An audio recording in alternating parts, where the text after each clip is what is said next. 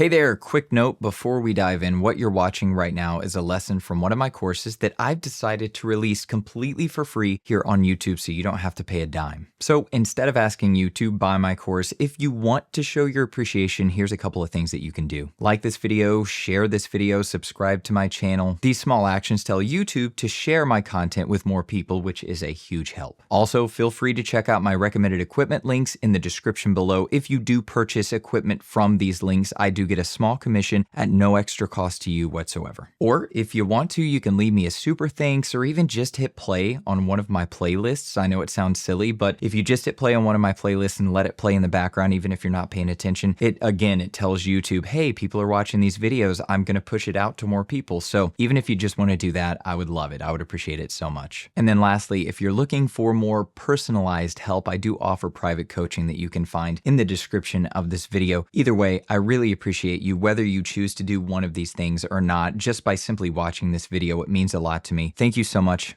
Now, let's get to the lesson.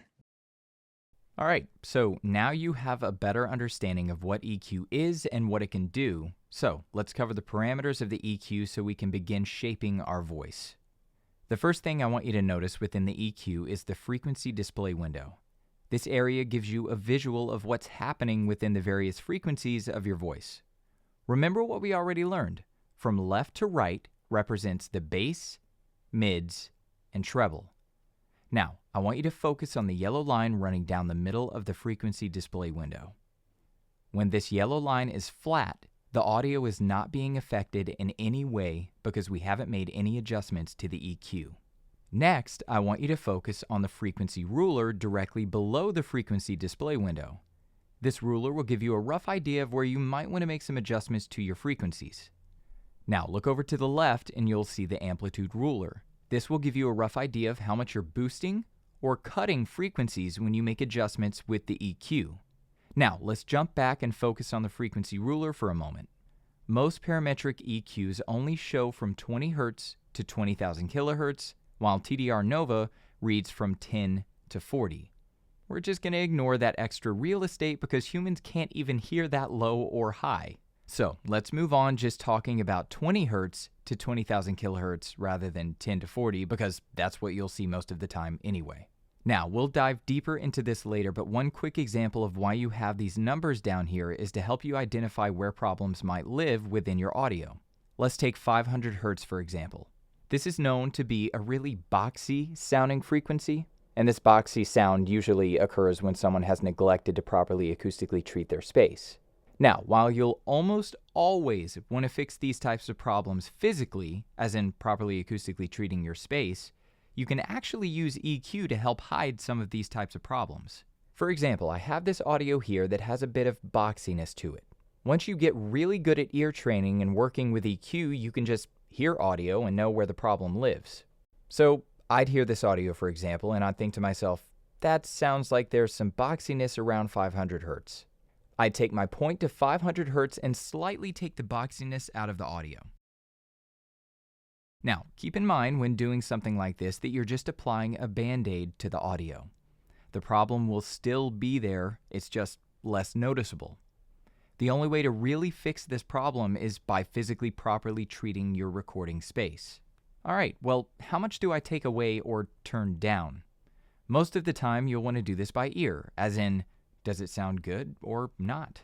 But there's also this amplitude ruler over here to the left to give you a rough idea of how much you're turning up or down those frequencies.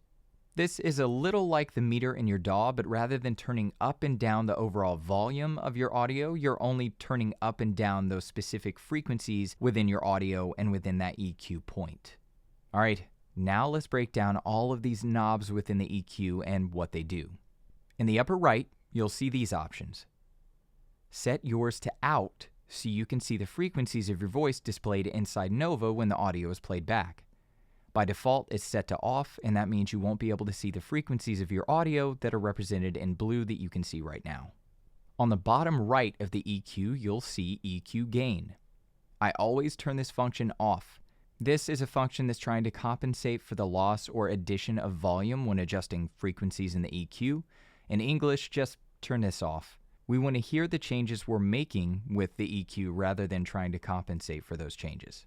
The HP and LP buttons stand for high pass and low pass. As you saw earlier in the EQ section, we can use these bands to cut all of the low-end or high-end frequencies out of the audio. Now, try not to let the name of these bands confuse you, though I totally understand if they do.